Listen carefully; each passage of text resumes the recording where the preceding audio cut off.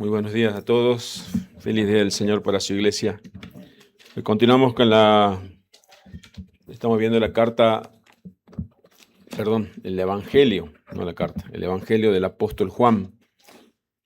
Estamos en el capítulo 4, así que vamos a ir a buscar en nuestras Biblias, en el Evangelio de Juan, capítulo 4, en el versículo 15 al 24. Continuamos con este diálogo, este encuentro que el Señor Jesucristo tuvo con la mujer samaritana, como la Biblia nos cuenta de esta mujer, no nos da el nombre, pero sí dice que una mujer samaritana.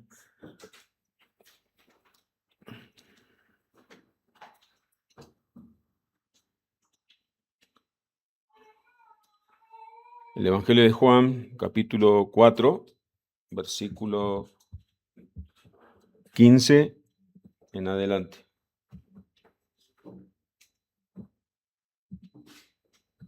Bien, así dice la palabra del Señor. La mujer le dijo: Señor, dame esa agua para que no tenga yo sed, ni venga aquí a sacarla. Jesús le dijo: Ve, llama a tu marido y ven acá. Respondió la mujer y dijo: No tengo marido. Jesús le dijo: Bien has dicho, no tengo marido. El versículo 18 en adelante dice así: Porque 5 maridos has tenido y el que ahora tienes no es tu marido. Esto has dicho con verdad. Le dijo la mujer: Señor, me parece que tú eres profeta. Nuestros padres adoraron en este monte, y vosotros decís que en Jerusalén es el lugar donde se debe adorar. Jesús le dijo: Mujer, créeme que la hora viene cuando ni en este monte ni en Jerusalén adoraréis al Padre. Vosotros adoráis lo que no sabéis, nosotros adoramos lo que sabemos, porque la salvación viene de los judíos. Mas la hora viene y ahora es cuando los verdaderos adoradores adorarán al Padre en espíritu y en verdad, porque también el Padre tales adoradores busca que le adoren. Dios es espíritu, y los que le adoran en espíritu y en verdad es necesario que adoren. Hasta allí la lectura. Oramos.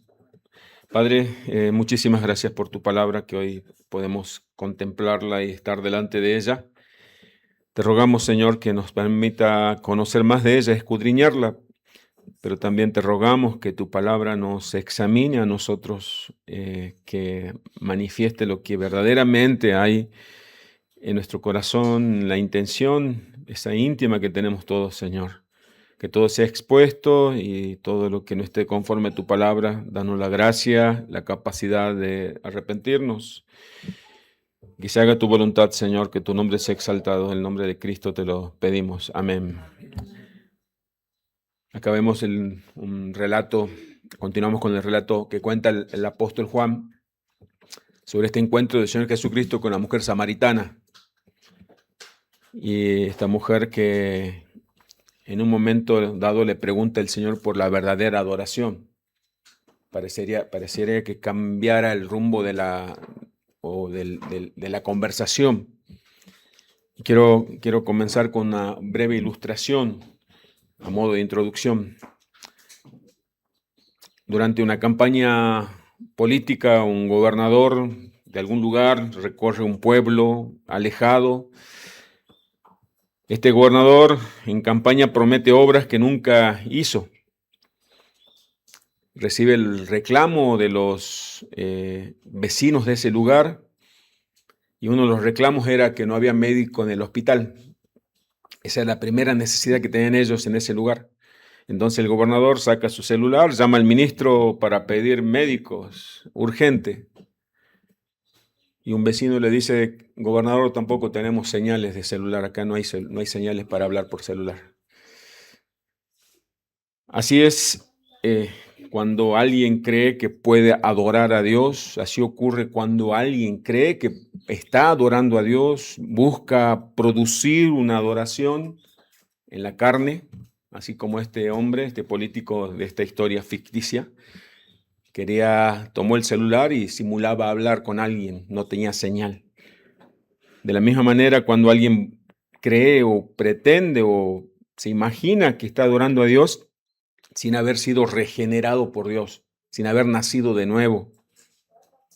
No hay adoración si no es en el Espíritu, si no hay No hay señal para conectarse, para hablar con Dios, para adorarle a Dios, si no estamos unidos a Cristo. La adoración verdadera no nace entonces de técnicas humanas, sino que la conexión real con Dios solamente es por medio de su Hijo Jesucristo. La mujer samaritana y los samaritanos en aquel tiempo pensaban que adoraban a Dios en el monte de Samaria. Jesús les revela cuál es la verdadera adoración. Ese es el título de este sermón. Quizás nosotros también nos podamos sentir identificados. Pensamos que estamos adorando a Dios porque lo estamos haciendo a nuestra manera, porque lo hacemos de corazón. Pero rogamos y le ruego al Señor que hoy, por medio de su palabra, podamos todos tener entendimiento y certeza si realmente estamos adorando a Dios. Versículo 15, leemos nuevamente para entrar ya de lleno en la exposición. La mujer le dijo: Señor, dame esa agua para que no tenga yo sed, ni venga aquí a sacarla. En el versículo anterior, para que podamos tener un poquito más de contexto, en el versículo 13 se respondió Jesús, le dijo: cualquiera que bebiere de esta agua volverá a tener sed. En el 14 dice: más el que bebiere del agua que yo le daré no tendrá sed jamás, sino que el agua que yo le daré será en él una fuente de agua que salte para vida eterna. Había una oferta bastante importante, la del Señor. La mujer ya había percibido que el agua al que se refería Jesús no era un agua común. Algunos comentaristas tratan de entrar en el terreno de la conjetura y dicen que quizás la mujer todavía no tenía un entendimiento real del agua al agua al que se refería el Señor. Nosotros no sabemos, si no tenemos lo que nos dice la Escritura. Pero lo cierto es que la mujer aquí en el versículo 15 le pide ahora al Señor: dame de esa agua. Quizás ella entendió, quizás, lo digo así en potencial, quizás ella entendió que no iba a tener física nunca más, esa sed física no la iba a tener nunca más. Quizás de alguna manera este hombre que se acercó a ella, este forastero, le estaba proponiéndole que iba a tener algún sistema de riego en su casa, no sabemos, pero lo cierto es que le pidió: dame de esa agua, así yo no vengo me recorro, dice algunos comentaristas, que se recorría aproximadamente 10 minutos caminando para llegar a ese pozo y buscar agua a su casa, y quizás 2 veces al día o 3 veces al día, no sabemos, pero lo cierto es que esta mujer le pide agua al Señor, de esa agua que le ofrecía. No sabemos con qué sentido lo pedía, pero sí aceptó la oferta. Dame de beber esa agua, dice en el versículo 15. La mujer le dijo al Señor: dame esa agua para que no tenga yo sed, ni venga aquí a sacarla. Y esto podemos encontrar múltiples aplicaciones. Una de ellas, en el sentido espiritual, podemos decir, algunas religiones son las que ofrecen para conseguir o lograr esa libertad, esa paz interior, hacer tal cosa, hacer una larga procesión caminando, por ejemplo,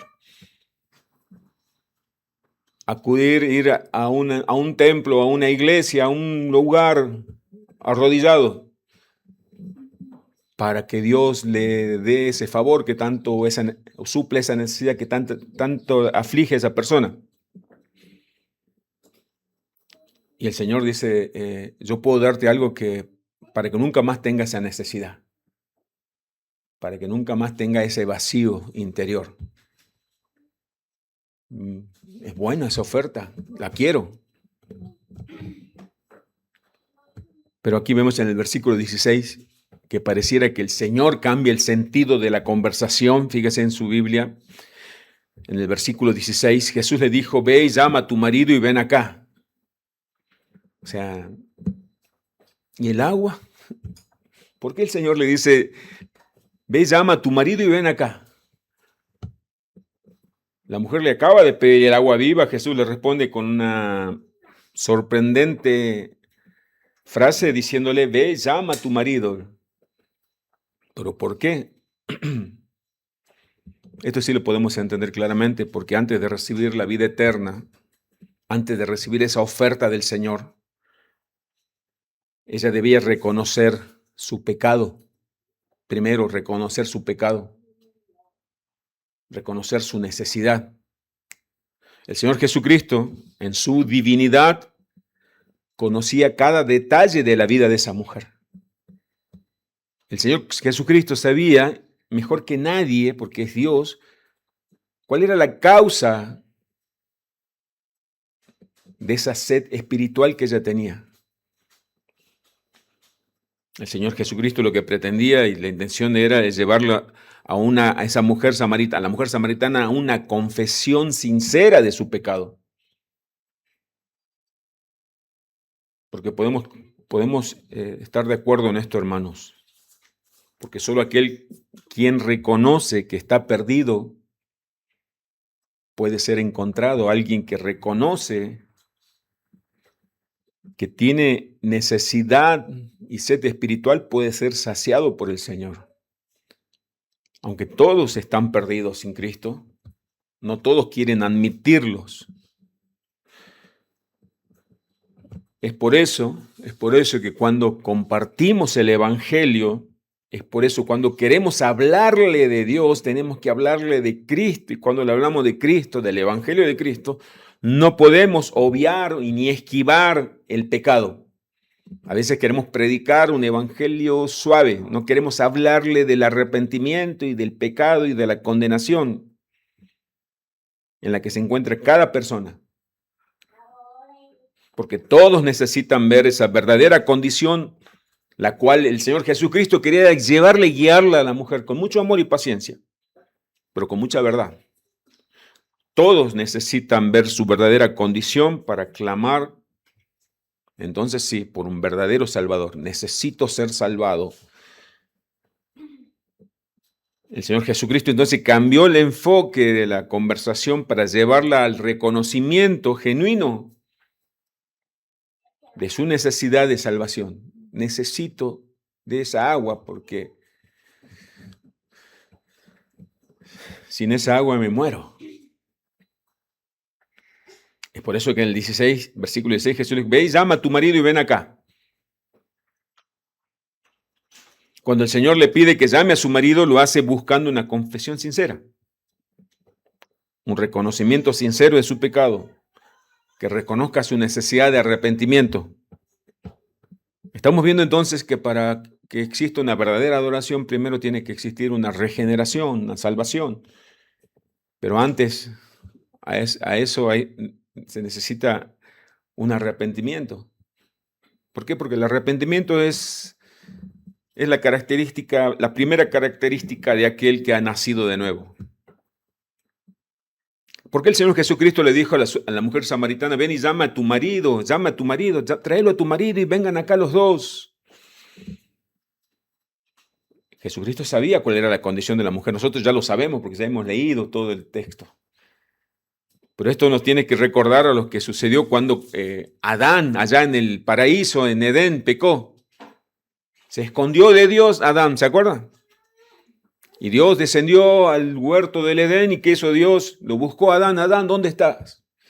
Bueno, y Adán salió al encuentro. O sea, esconderse de Dios es inútil porque Dios todo lo ve y todo lo sabe. ¿Y qué hizo Dios cuando habló con Adán? No le preguntó ciertas cosas por desconocimiento, porque Dios conoce absolutamente todo, porque Él es Dios, es omnisciente. Le preguntó, ¿qué has hecho, Adán? ¿Quién te dijo que comieras de ese fruto? Yo te dije que no lo comieras. Dios sabía todo, pero ¿por qué le preguntó? Porque Dios quería llevarlo a Adán también al arrepentimiento, a la confesión. ¿Por qué Dios nos pide a nosotros ahora, a los creyentes, que debemos confesar nuestros pecados y arrepentirnos? ¿Que acaso Dios no sabe? ¿Por qué Dios nos dice a nosotros que tenemos que confesar nuestras necesidades también delante de Él? ¿Que acaso Dios no la conoce? Sí, claro que sí la conoce. En el versículo 17 vemos que la mujer le responde al Señor Jesucristo. Dice, respondió la mujer y dijo, no tengo marido. Jesús le dijo, bien has dicho, no tengo marido. Jesús recalca la confesión de la mujer. Jesús toma la confesión, de esa confesión es parcial de la mujer samaritana. Bien has dicho, mujer. Has dicho la verdad, no tengo marido, pero esa verdad no estaba completa aún. Porque hasta ese momento la mujer samaritana había hablado con soltura con el Señor. Le preguntaba de dónde iba a sacar el agua. Le preguntaba a la mujer samaritana antes al Señor si él era mayor que su padre Jacob. Pero ¿por qué el Señor le pregunta? Sabemos ya por qué. Para llevarle una confesión. La mujer confiesa parcialmente: Señor, no tengo marido. Y el Señor le dice: muy bien has dicho, mujer, bien has dicho.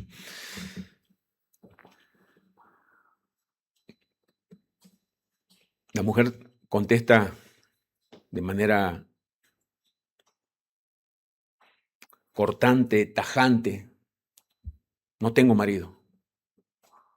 Es como: esta respuesta te doy y hasta aquí nomás llegamos, no me preguntes más. Por eso la respuesta de la mujer fue corta, fue tajante: no tengo marido.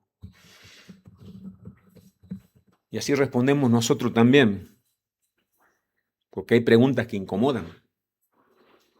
Por ejemplo, si algún hermano pregunta, esto es un supuesto diálogo que puede suceder en la iglesia, si un hermano o hermana le pregunta a otro hermano, hermana, ¿la hubiera usted acompañado de alguien que no era su cónyuge?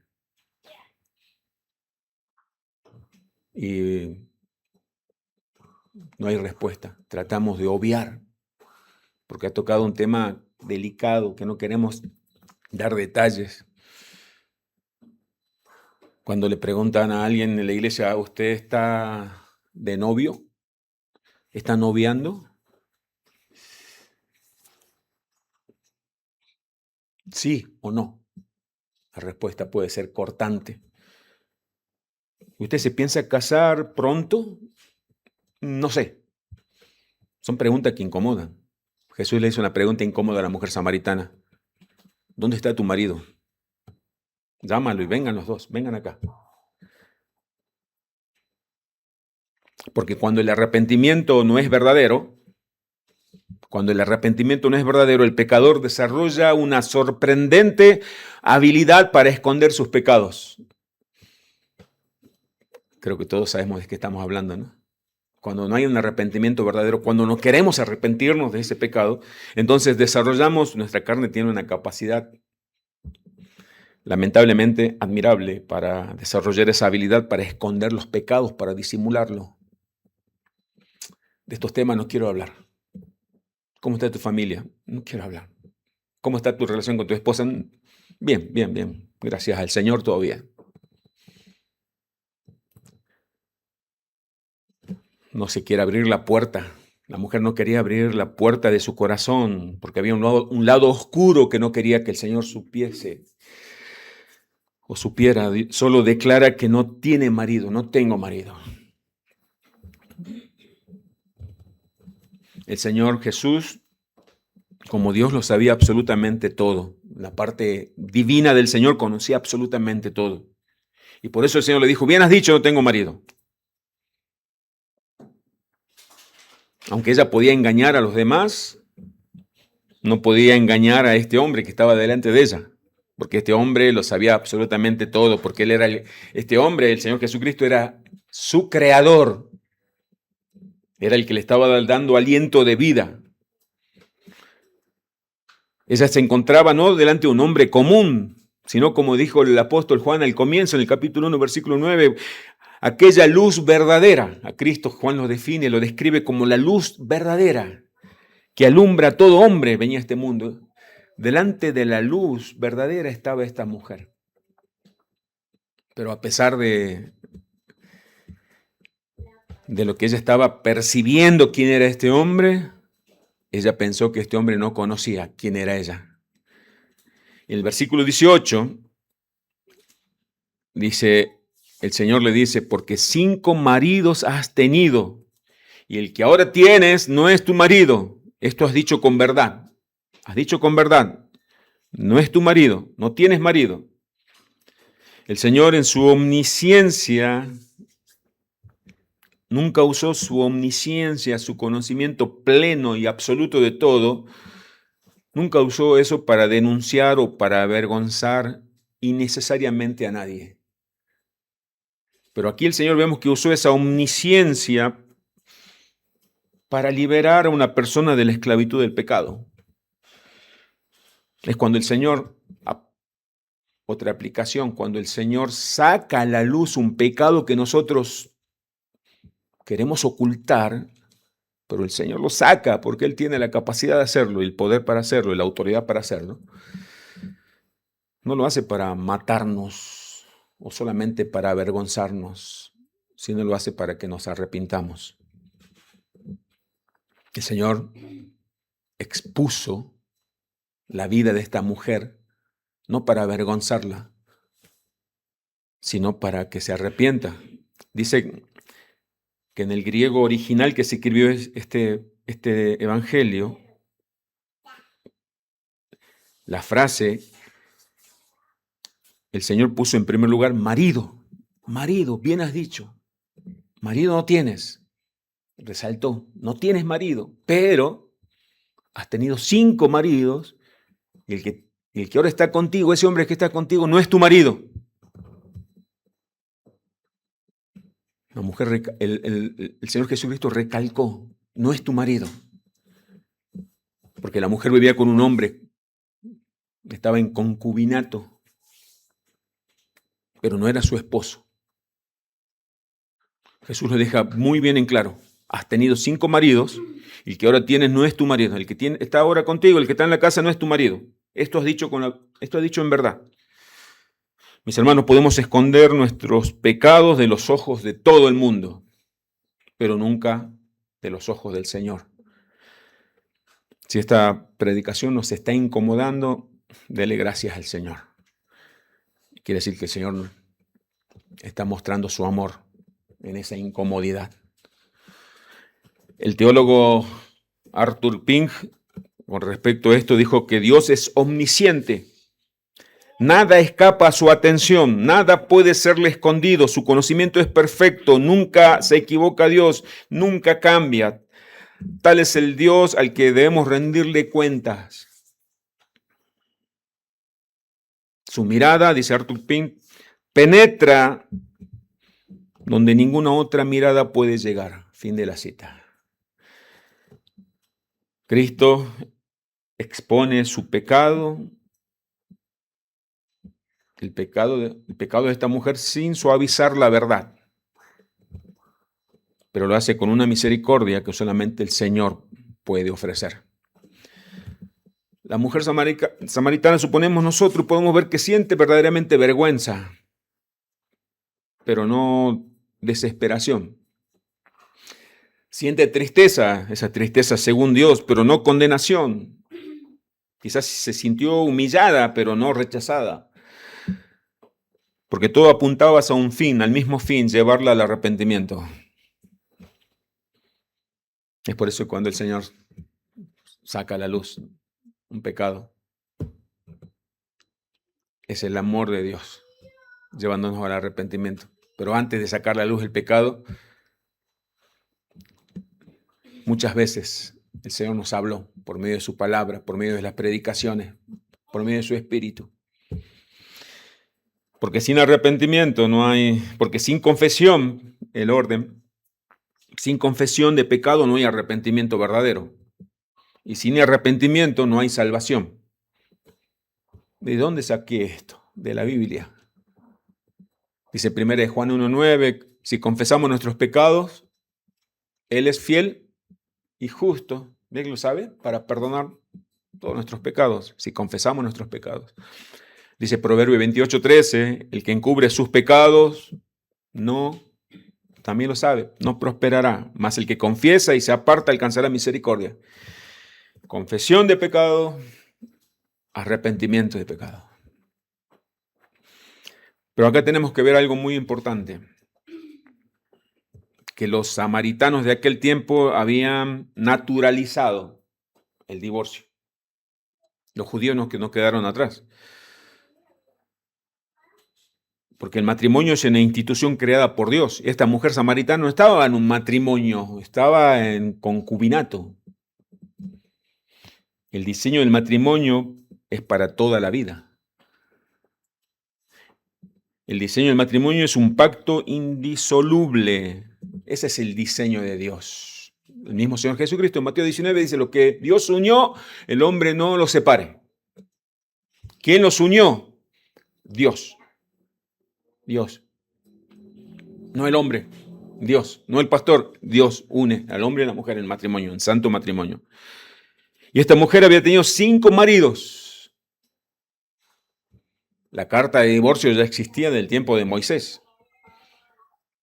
Y además ahora convivía con un hombre que no era su esposo. El Señor no pasa por alto este pecado. No pasa por alto este pecado. Observemos esto, por favor. Entonces quiere mostrarnos que vivir en concubinato no es la voluntad de Dios. Porque la unión entre un hombre y una mujer debe ser solemnizada mediante el matrimonio. Cualquier otra forma de convivencia queda fuera de la voluntad de Dios. Cristo expone con mucho amor, pero con mucha verdad, el pecado de esa mujer, no para condenarla, sino para llevarla al arrepentimiento. Y ahora podemos ver un poco más la sed de esta samaritana. ¿Se acuerda que dame de beber de esa agua? Le pidió en el versículo 15. Los estudiosos de las Escrituras dicen que los judíos habían flexibilizado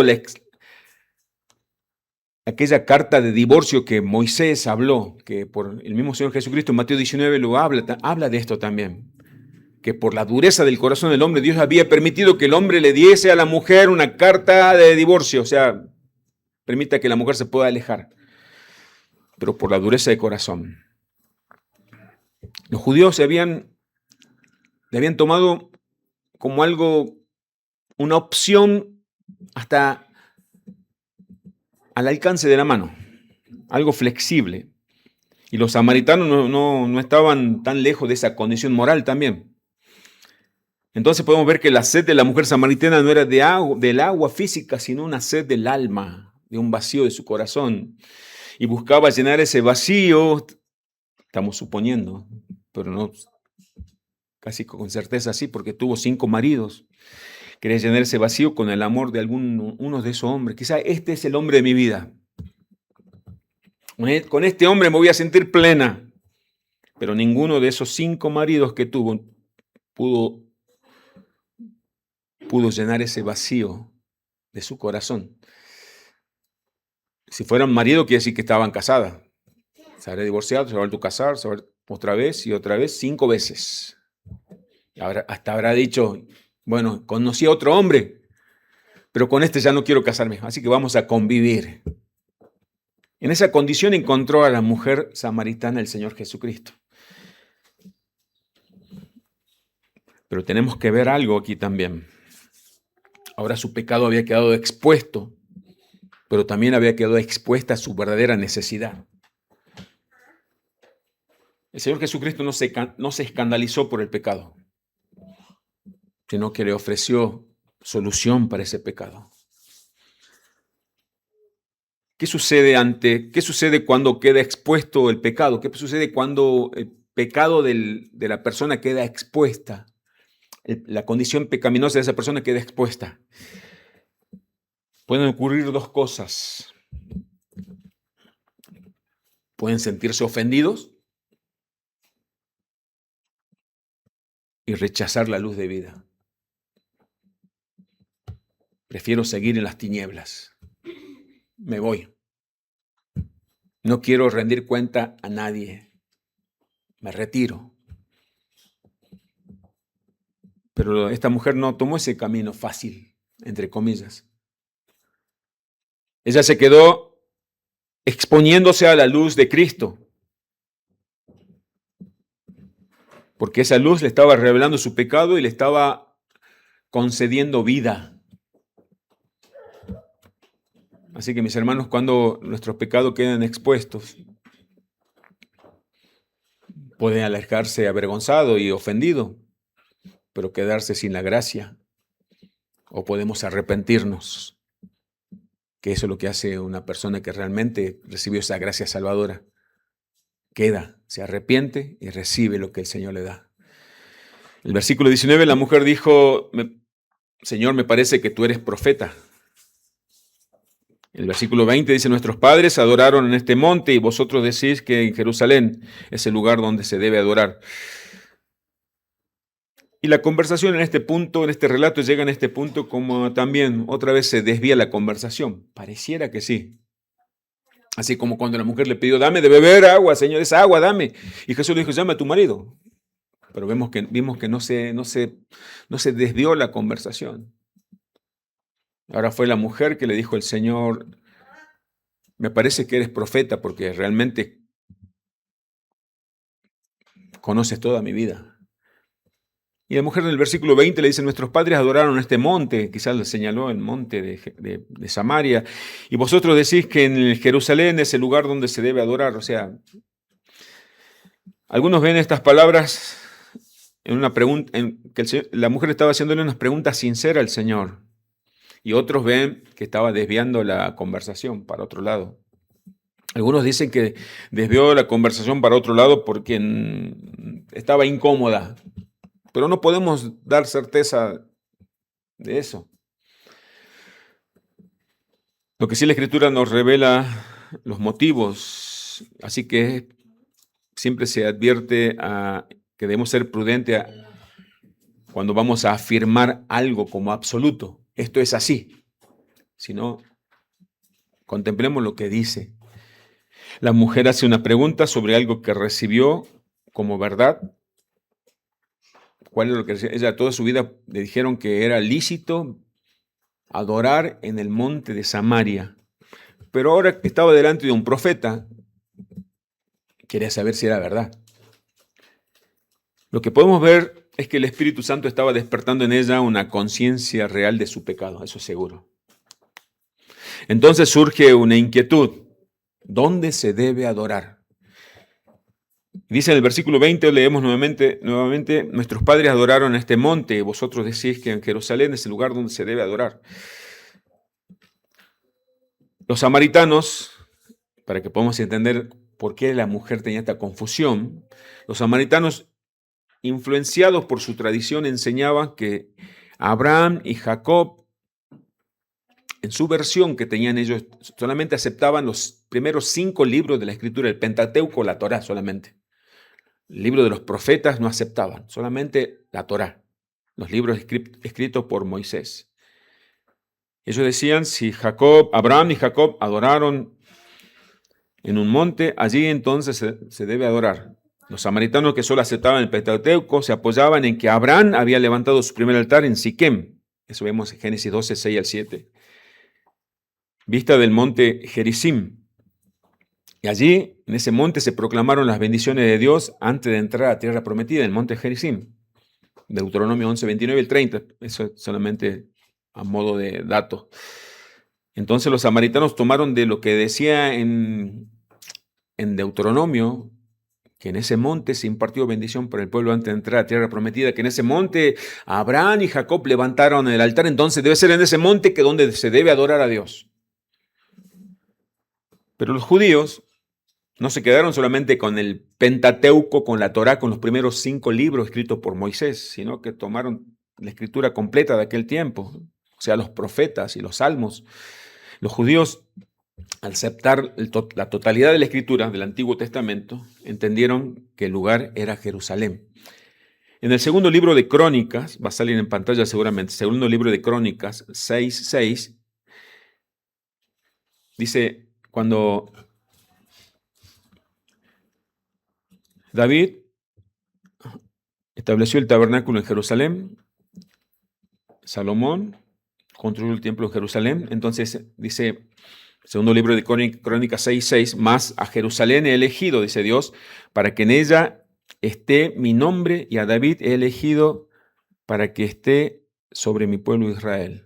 O sea, Dios señaló en el Antiguo Testamento que el lugar donde se debía adorar era en Jerusalén. Pero eso iba a cambiar. eso iba a cambiar. Así como en el Nuevo Testamento entendemos que ha cambiado el día de reposo, pero hay algunos que todavía no entienden. Dicen, no, el día de reposo, como los samaritanos. El día de reposo hoy es el domingo para el Nuevo Testamento. Bueno, Dios había establecido que el lugar donde se debía adorar, en el Antiguo Testamento estoy hablando, era Jerusalén. Entonces Jesús le habla de la verdadera adoración, que es el título del sermón y el tercer punto de esta exposición. Versículo 21. Jesús le dijo, mujer, créeme que la hora viene cuando ni en este monte ni en Jerusalén adoraréis al Padre. ¿Dónde debemos adorar, Señor? Mira, a mí me enseñaron desde niña que es lícito y que Dios ordenó que se adore en este monte, en el monte de Samaria. Pero ahora yo sé que los judíos dicen que se debe adorar en Jerusalén.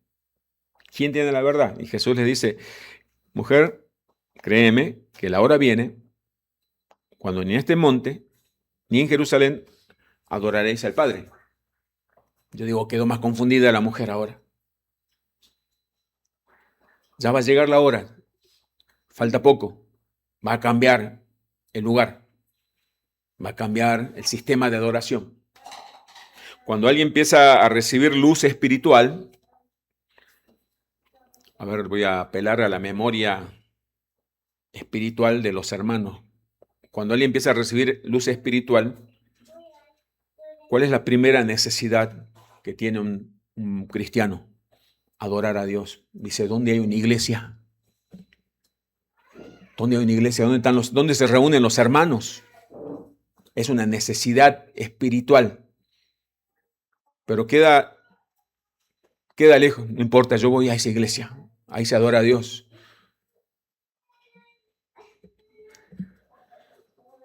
Es por eso que dice, después más adelante dice que Dios busca a esos adoradores, porque es Dios quien nos busca a nosotros fue Dios quien nos buscó y nos encontró y nos salvó para que ahora le adoremos. Cuando dice, el Padre busca verdaderos adoradores que le adoren en espíritu y en verdad, no es que Dios puso un aviso clasificado, necesito adoradores. No es que Dios tenga necesidad de que le adoremos, sino que Dios en su misericordia, Él nos buscó, nos alcanzó, nos salvó y ahora nos convirtió en verdaderos adoradores. Porque nosotros fuimos creados, diseñados por Dios para adorarle a Dios. Pero cuando el pecado entró, nos apartó de Dios, pero esa necesidad quedó. Todo ser humano tiene necesidad de adorar. Si usted ve en la historia de la humanidad, toda civilización buscó adorar a un ser superior. Porque Dios nos creó con esa necesidad de adorar. Pero el pecado distorsionó, corrompió, arruinó esa capacidad de adorar. O sea, ¿qué sucede ahora? El hombre desvió la adoración hacia la creación, adoró a la criatura, adoró a un animal, a otra persona, adoró a la creación. Y sobre todas las cosas se adoró a él mismo, pero no a Dios. Versículo 22, el Señor le dice más a la mujer, más vosotros adoráis lo que no sabéis. Ustedes los samaritanos adoran lo que no saben, nosotros adoramos lo que sabemos porque la salvación viene de los judíos. Acá el Señor le responde concretamente a la pregunta de la mujer. Mira mujer, los samaritanos están errados. Tomaron la escritura de manera parcial, se quedaron con los libros de Moisés, pero no descartaron el resto de las escrituras que fueron inspiradas por Dios. Por eso están adorando mal, están adorando algo que no saben. Los judíos, en cambio, tomaron toda la escritura. No es que los judíos no necesitaban de salvación, sino que estaban adorando en aquel tiempo, en el antiguo pacto, en Jerusalén.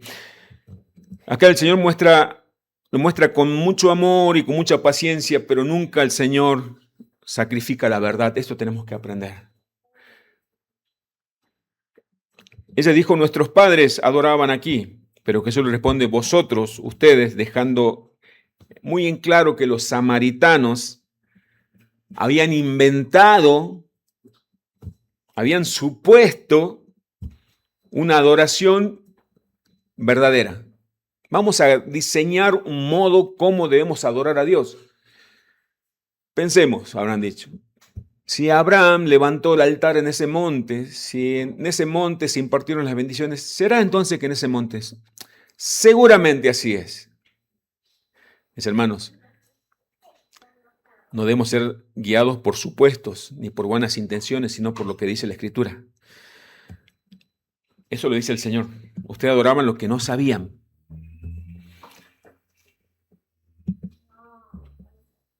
No se trata de que lo hagamos con buena intención. Pensemos, bueno, ahora en este tiempo, yo creo que si cantamos canciones emocionales, eso está bien. Dios va a recibir nuestras emociones. Yo creo si cantamos de esta manera, yo creo que si el culto de adoración lo hacemos de tal otra, yo creo que también está bien. Porque así lo hacían mis abuelos. No, hay un modo de adorar a Dios. ¿Cuál es ese modo? ¿Cuál es esa forma? La que Dios ha dicho en su palabra. Y el Señor dice en este versículo 22, la salvación viene de los judíos. ¿Por qué? Porque los judíos tomaron, dice el apóstol Pablo en Romanos 9, 4 y 5, le leo rápidamente, Romanos 9, 4 y 5, ¿qué son los israelitas, de los cuales son la adopción, la gloria, el pacto, la promulgación de la ley, el culto y las promesas? ¿De quiénes son los patriarcas, de los cuales según la carne vino Cristo, de los cuales sobre todas las cosas, bendito por los siglos de los siglos? Amén. O sea, los judíos recibieron la ley, de los judíos salieron los profetas, de los judíos salieron el diseño de adoración en el antiguo pacto, y ustedes, samaritanos, se apartaron y formaron su propio modo de adorar. No está diciendo los judíos son los elegidos y ustedes son los desechados, sino que en la respuesta concreta a la pregunta que hizo esta mujer, ¿dónde se debe adorar? Los judíos estaban en lo cierto, en Jerusalén. Pero esto iba a cambiar. La hora viene, el versículo 23, y ahora es cuando los verdaderos adoradores adorarán al Padre en espíritu y en verdad, porque también el Padre tales adoradores busca que le adoren. Versículo 24, Dios es espíritu y los que le adoran en espíritu y en verdad es necesario que adoren. Acá el Señor Jesucristo, a esta mujer que le cuestionaba si podía darle esa agua viva, esta mujer que quería ocultar su pasado oscuro, le termina hablando de la adoración verdadera, porque esta mujer había recibido esa agua verdadera, esa agua de vida, y ahora tiene necesidad de adorar a aquel que le había dado esa agua de vida. Quería adorar al verdadero Dios. Pero dice el 23, mal, ahora viene y ahora es. Cristo se estaba refiriendo a su muerte en la cruz. Cristo se estaba refiriendo a la resurrección que iba a ocurrir en esa tumba. Con el sacrificio de Cristo, el sistema de sacrificio de animales del Antiguo Testamento, del Antiguo Pacto, la necesidad de un templo físico, Jerusalén, todo eso va a quedar obsoleto, inútil. En Hebreos 10, 14 dice, porque con una sola ofrenda, se refiere a Cristo, hizo perfectos para siempre a los santificados. Con el sacrificio de Cristo, Dios hizo perfecto a aquellos que iban a ser santificados por Él. Jesús le está diciendo a la mujer samaritana, la hora viene y ahora está por comenzar una nueva era. En esa era, en este tiempo, tanto judíos como samaritanos y gentiles, o sea, gente de todo el mundo, podrán adorar verdaderamente a Dios por medio de aquel que revela plenamente la deidad de Dios y que es el único camino para llegar a Dios. Ese es Jesucristo, el Hijo de Dios. Ya no será necesario, mujer, un templo en Jerusalén. Ya no será necesario un lugar físico, porque el templo ahora es Cristo. En Cristo es la verdadera adoración. No en Gerizim, no en Jerusalén, es en Cristo. La iglesia es el cuerpo de Cristo aquí en la tierra.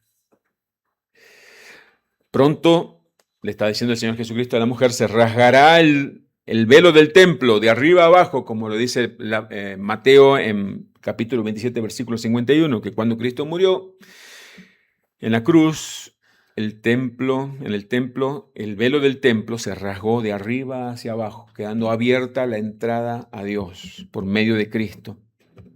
Así que Dios no recibe ningún sacrificio de animal, ningún sacrificio u ofrenda que quiera presentar el hombre para el perdón de sus pecados. El único sacrificio que aceptó Dios es el sacrificio de su Hijo.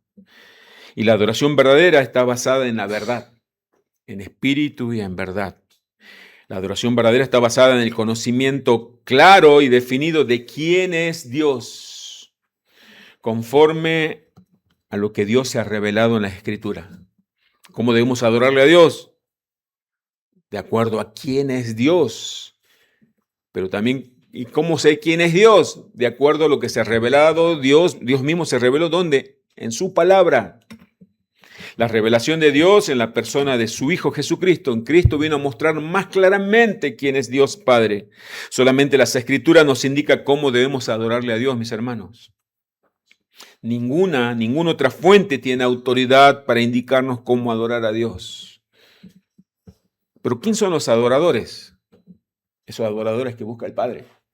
Porque dice en el versículo 24, Dios es espíritu y los que le adoran en espíritu y en verdad es necesario que le adoren. La verdadera adoración solo puede proceder de corazones que fueron regenerados por Dios. ¿Se acuerdan cuando el Señor Jesucristo le hablaba a Nicodemo en el capítulo 3 de este mismo evangelio? ¿Que es necesario nacer de nuevo? Dice, Dios es espíritu y los que le adoran a Dios en espíritu y en verdad es necesario que adoren. O sea, ¿hay otra adoración? La pregunta, sí. Puede ser una adoración en la carne, emociones carnales.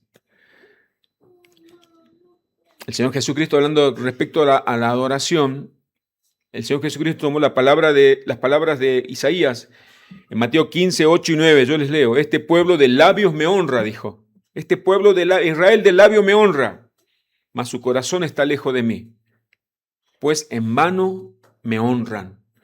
Entonces hay una adoración vana, hay una honra vana que se le da a Dios de labios para afuera. Podemos cantarle, podemos decirle palabras bonitas al Señor, pero con un corazón totalmente alejado de Dios. Entonces la adoración es un acto espiritual de la mente y del corazón que busca exaltar las perfecciones o los atributos y las obras de Dios. La adoración verdadera nace de un corazón, entonces, mis hermanos, lleno de gratitud a Dios.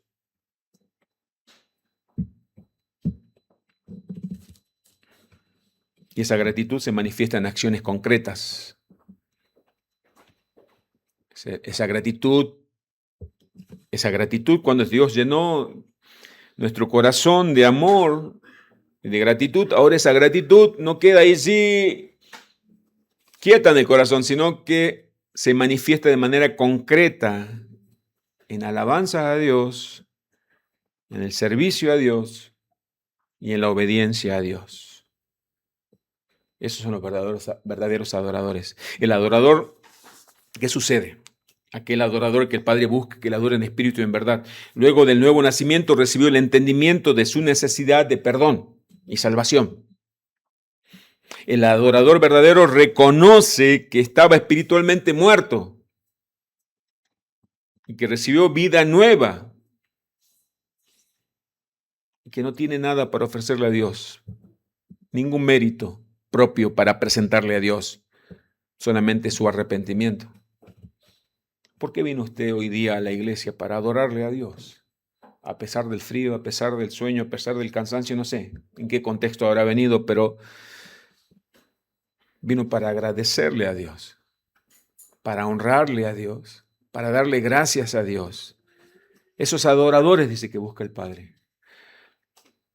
Jesucristo dijo en el Evangelio de Juan, capítulo 3, versículo 6, lo que es nacido de la carne, carne es, y lo que es nacido del Espíritu, Espíritu es. Entonces acá está la respuesta, que es adorarle en espíritu y en verdad. ¿Quién puede adorarle a Dios en espíritu? Aquellos que han nacido de nuevo, aquellos que han nacido del Espíritu. ¿Por qué? Porque ahora son espíritu.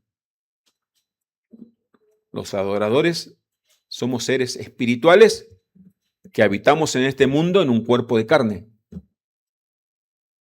¿Y el resto de las personas? Habitan en este mundo en un cuerpo de carne, pero espiritualmente están muertos. Por eso alguien que no nació de nuevo, alguien que no ha nacido de nuevo, no puede adorarle a Dios en espíritu y en verdad. Esa adoración es vana. Por eso aquellos que no tienen el Espíritu de Dios, no nacieron del Espíritu, buscan adorar a Dios y piensan que la adoración ellos tienen que llorar, ellos tienen que, en algún estado crítico tienen que experimentar para decir, bueno, adoré a Dios. Pero aquel que está en el Espíritu, que ha nacido del Espíritu, cada cosa que hace a Dios, cada acción, nace de un profundo agradecimiento a Dios. Y lo hace de acuerdo a lo que la Escritura ordena. La adoración en espíritu, pero hay una adoración que no es en el espíritu. La adoración no tiene nada que ver con sentimientos movilizados por cosas externas. Por eso hay iglesias, entre comillas las pongo yo, Dios sabe si son verdaderas iglesias, donde dice vamos a adorar a Dios.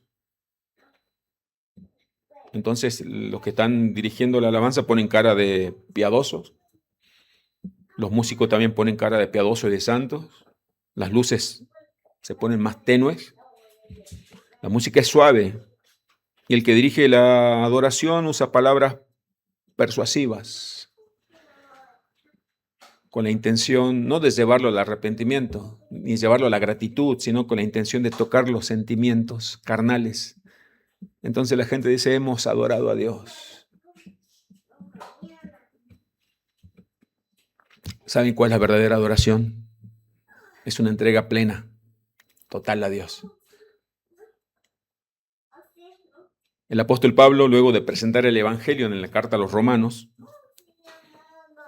y para llevarlo a la vida práctica de ese Evangelio a los creyentes, en Romanos 12, 1 y 2, el apóstol Pablo dice, ya les presenté el Evangelio, ¿qué es lo que hizo Dios por ustedes? Envió a su Hijo Jesucristo que muera en la cruz para que ustedes sean justificados por Él. Y ahora estos creyentes ahora tienen que vivir la vida práctica, si son verdaderamente creyentes.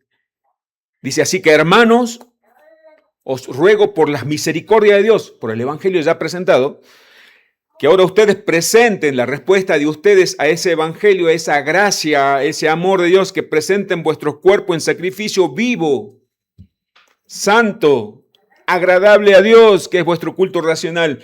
En el antiguo pacto, ¿cómo se adoraba? Llevaban un animalito indefenso, inocente, y lo degollaban en el altar.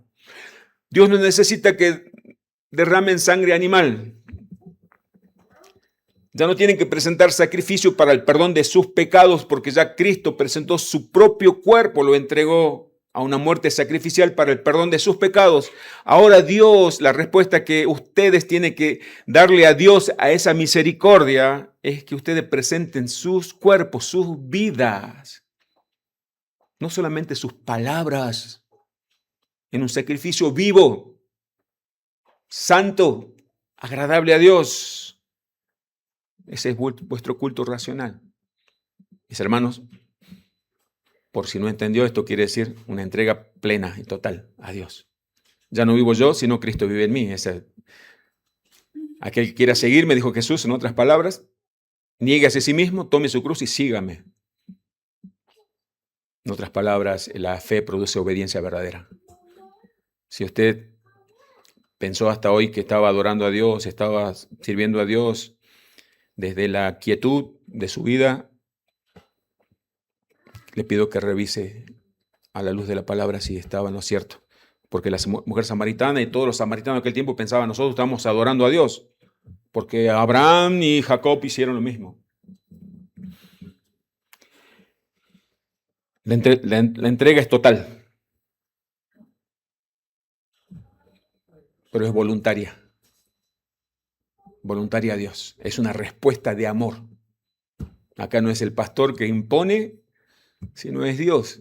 Como dice 2 Corintios 5:14, que el amor de Cristo nos obliga, nos constriñe. En el antiguo pacto, el fin del sacrificio era buscar perdón. En el nuevo pacto, la entrega plena es por amor y gratitud al Señor por todo lo que el Señor ha dado en Cristo. Dios entregó su único Hijo, Cristo entregó toda su vida en la cruz. Pero la adoración no debe ser solamente en espíritu, sino también en verdad, es decir, debemos conocer a quien adoramos. El primer mandamiento dice que no tendrás dioses ajenos delante de mí, dice Dios. Esto es, no te crees imagen que diga, este es Dios, porque eso es idolatría. Esto requiere que conozcamos quién es Dios. Esa es la verdad. Dice la confesión de fe bautista, la cual esta iglesia abraza. Usted tiene la confesión bautista, los que son miembros de la iglesia tienen en su casa una confesión, en el capítulo 22, punto 1. Capítulo 22 de la confesión bautista, el punto 1, la adoración religiosa y el día de reposo. Dice, escuche bien, les leo solamente. La luz de la naturaleza muestra que hay un Dios que tiene señorío y soberanía sobre todos. Este Dios es justo, bueno y hace bien a todos, y que por lo tanto debe ser temido, amado, alabado, invocado, creído y servido con todo el alma, con todo el corazón y con todas las fuerzas. Pero el modo aceptable de adorar al verdadero Dios fue instituido por Él mismo y es de tal manera limitado por su propia voluntad revelada. No se debe adorar a Dios conforme a las imaginaciones e invenciones de los hombres o sugerencias de Satanás, ni bajo ninguna representación visible y ningún otro modo no prescrito en las Sagradas Escrituras. En el punto 3, en el párrafo 3, dice, siendo la oración con acción de gracias, una parte de la adoración natural la exige Dios a todos los hombres. Dios exige las oraciones.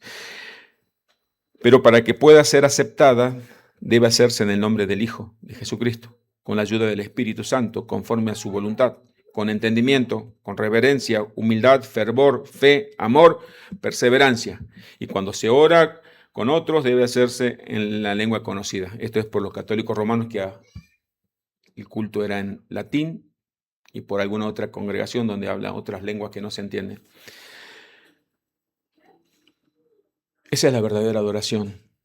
Dice el versículo 24, ya para cerrar, lo leo nuevamente. Dios es espíritu y los que le adoran en espíritu y en verdad es necesario que le adoren.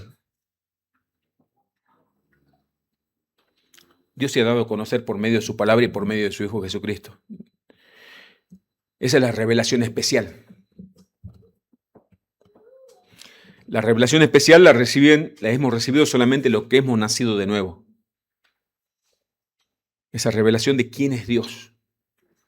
Porque imagínense, hagamos de cuenta que Dios es un Dios visible y Dios se presenta, entonces soy yo Dios, y los que no recibieron ese nuevo nacimiento tienen los ojos velados así, no lo puedo ver. Pero los que recibieron nuevo nacimiento, los que nacieron del Espíritu, tienen la capacidad de conocer a Dios por medio de su palabra y por medio de Cristo, de la relación personal que cada uno tiene con Cristo, el Hijo de Dios. Porque algunos creen que adoran a Dios, porque todos creen que adoran a Dios. Como alguien dijo, los días domingos es el día de mayor idolatría, porque en muchos lugares llamados iglesia, muchas personas llamadas cristianos dicen, estamos adorando a Dios, pero no adoran al Dios de la Biblia, adoran al Dios de su propia imaginación. Algunos están adorando a un Dios que se parece más a un Papá Noel, a un Dios que está dispuesto a cumplir todos sus caprichos. Ese Dios es un Dios con minúscula. Ese Dios no demanda absolutamente nada.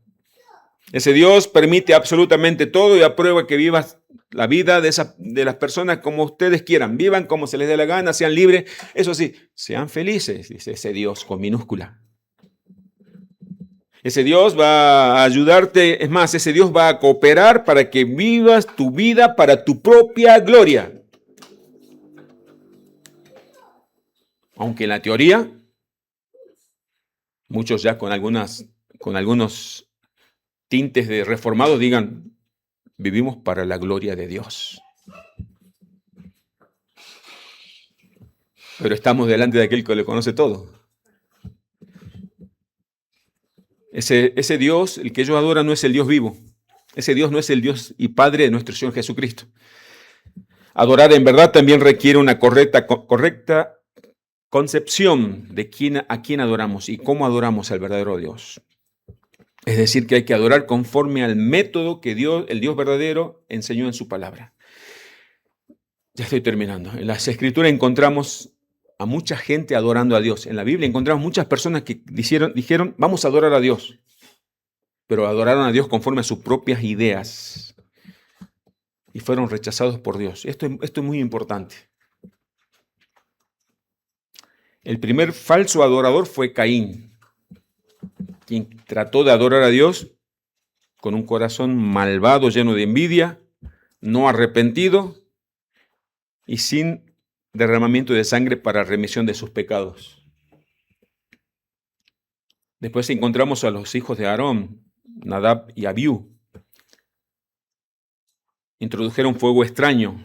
Dijeron, vamos a adorarle a Dios, fuera de lo que Dios había estipulado y había ordenado. Ellos adoraron a Dios guiado por su propio corazón y lleno de muy buenas intenciones. Pero Dios no aceptó esas buenas intenciones, porque Dios es un Dios de orden. Dios es un Dios de orden. Eso lo dice el apóstol Pablo en 1 Corintios 14. ¿Saben lo que hizo Dios? Ese Dios de amor, el mismo Dios de amor que envió a su Hijo Jesucristo. Cuando trataron de adorar al verdadero Dios a través de un falso medio, cuando trataron de adorar a Dios de acuerdo a sus propios pensamientos, Dios fue airado, se enojó, se llenó de ira a Dios. ¿Sabe lo que hizo? Los consumió con fuego. Ese Dios no es, ese Dios el que nosotros nos imaginamos, ese Dios que nos permite todo, y Dios, al viejito bonachón. Ese no es el Dios verdadero. ¿Sabe qué dice Calvino con respecto a la adoración? Calvino escribió algo sobre la importancia de adorar a Dios verdaderamente. Dijo lo siguiente: entonces, esta es la regla en cuanto a la correcta adoración a Dios, que los hombres solamente deben escuchar a Dios y obedecer lo que Él mandó, pero cuando la presunción de los hombres se introduce de modo que idean un nuevo modelo de adoración, ellos entonces se alejan del verdadero Dios y adoran solamente a un mero ídolo, un Dios con minúscula. Todo verdadero adorador reconoce que lo único que merecía de Dios era la condenación. Todo verdadero adorador reconoce que fue salvado únicamente por gracia y esa gracia es lo que le sostiene. Y que todo lo que ofrece a Dios hoy en día ese verdadero adorador, absolutamente todo proviene de Dios. Y Él mismo se lo dio únicamente por gracia. Ya para cerrar, quiero leer lo que dice Hebreos 12:28 con respecto a quién es Dios. Hebreos 12:28 y 29.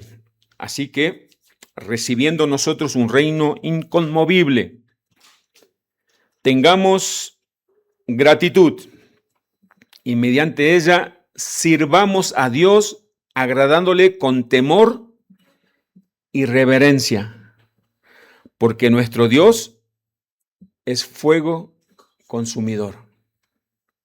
A ese Dios adoramos. A Él sea la gloria. Te damos gracias, bendito Dios y Señor. Gracias por tu gran